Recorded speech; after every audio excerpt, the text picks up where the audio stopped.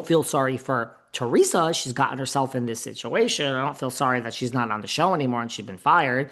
But it is what it is. It's never going to happen. I'm sorry. Gia needs help. She's asking you guys for her help. She's asking President Trump for her help. The only caveat that I just want to say before we move on, I do find it a little interesting. You know, the Chrisleys, whatever, say what you want. Again, not talking politics. They have been on the front line of the campaign. I mean, again, you have Grayson on the fucking beach trying to get laid at college. All the girls are in MAGA hats. He's in a MAGA hat. I mean, Grayson's fucking pretty hot. Just FYI, if anyone's seen Grayson lately. But Savannah's been outspoken in administration. That is much different. All of a sudden, I have to laugh. On the 4th of July, Teresa, someone sent me this. Teresa, after Gia did this video, Teresa posts a video about how great it is to be an American. And I'm like, oh my God. Like, A, for effort. I can't knock someone for trying, but it's never going to happen. It really, truly is not going to happen based on this administration.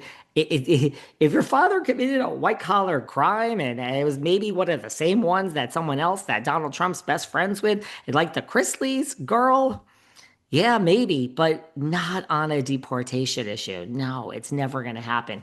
A, for effort. I think it's kind of funny that they're looking at the Chrisleys and thinking that's the same thing. And I also think it's funny that now Teresa is posting videos about how proud she is to be an American. Back in the day when she worked with Melissa's old nose, I mean, before Melissa's old nose retired, she was at some event and she took a picture with Donald Trump Jr. I don't know if you guys know any, there's nothing wrong with taking a picture with Donald Trump Jr. Hey, it's 2025. Nobody cares. Do whatever the fuck you want. But there's nothing wrong with posting it. But Teresa at the time was like, oh my God, I can't post this. I'm going to be canceled, blah, blah, blah. So I'm just saying this whole suck up angle, it's a little too late. It's not going to work. Even if you're best friends with a guy, it's not going to happen on this issue. I'm sorry. And by the way, just for whatever it's worth, I mean, I even saw a post by Siggy, like in support of Joe, which I was shocked about. I don't care, but girl, this is like your dream. Like, imagine if you're the Sigster. This is her dream in a life. She don't give no fuck about the Housewives. She's wanted this for 8 years, 20 years, at least the last 4 years. Now, not only is your guy where you wanted him, she got an appointment. I think she's like on the Holocaust Museum. Like you got a big appointment. Siggy, you're in the like outer inner circle, girl. And like, I wouldn't be, I mean, for your own good, I don't care. But if Siggy, I think you value your position in this administration more than anything else. Like, I respect the college try, Siggy, but girl, you better be careful, because if your boy is like ready to kick Elon Musk out of this fucking country, I wouldn't stick my nose out for Gia Giudice, Siggy, because it ain't gonna happen, and it kind of does go against what the guy wants. So again, not getting political. I'm just saying, Siggy, your whole life you've worked for this. You finally got it. I gave Siggy like my number 4 best housewife of last year. Our list is always who had the best year. Siggy had a great year. You know what I'm saying? I don't know who was number 1. I can't fucking remember. But the point, I know who's my number 1 this year so far. And we do worse stuff too. But like, girl, I wouldn't go sticking my nose out, because you're going to be kicked right out of where you want to be. You ain't going to get that golden ticket to Mar-a-Lago anymore, girl. Don't do that for Gia Giudice, babes.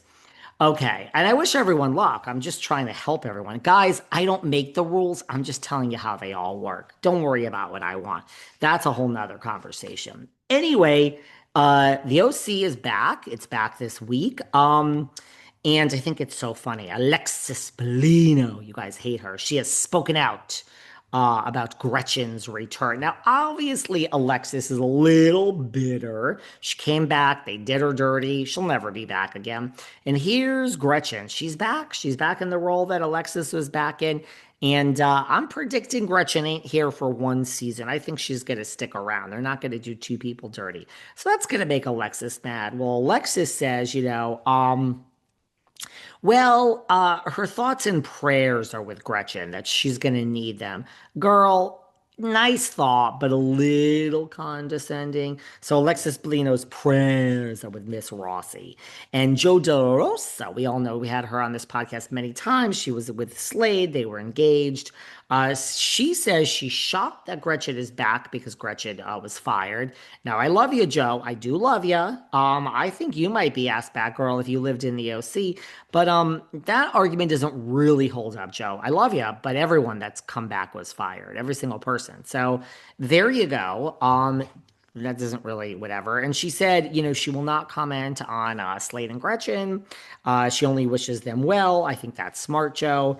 And Alexis only wishes them well, which is also nice. And Simpson, you guys know this woman Simpson, Emily Simpson. She's been doing a lot of talking, Miss Simpson. And what does she say? Anything she says interesting?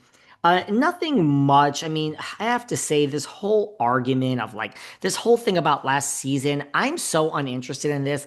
I don't really care that like Katie Ginella and from last season, the daughter babysat for Emily, and apparently the kids say we don't like Heather Dubrow, and where would you get that idea? You're just kids, and you got it from the mother. And Emily at home must say she doesn't like Dubrow, and this whole thing from last season is about to carry over to this season. I don't know about you guys. Maybe you guys are interested in this story. I am so fucking non-interested in this particular story. If anyone is interested in this story, speak up. I'm just really not, but I respect everyone who is. We'll talk more about Emily soon. There's just two other things a bunch of other things I want to get to. RHOM has gone a gangsta in New Jersey style. Did you see this? So in New Jersey, we have Junior G, but we also have Junior G. We also have PI is Looney Louie. Does anyone know my friend Louie the Lobster, Looney Louie? They say he hired a Bodito to look into Marge's son, and they called, and this one, and Teresa's paying off the bloggers, and this and that. Hi, we love Melissa's old nose. The door is open. She'll come back anytime. She's retired. She has a life. Guys, if I didn't make any money doing this, you'd never hear from me again. I would love you. I would love you all from afar. I really would. I really, truly would. But I would be on to greener pastures. So I don't blame nobody for retiring. But Dr. Nicole, remember Nicole Martin? You guys love her. That's your girl. Your favorite RHOM cast member ever, apparently. Well, Dr. Nicole says Marisol. Remember our friend Marisol? That Marisol hired a private investigator to follow Dr. Nicole and her husband, Anthony. This is New Jersey style. So RHOM has gone low New Jersey style.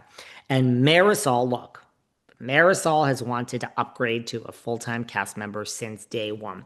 So is Adriana. I can't knock them. I love Adriana.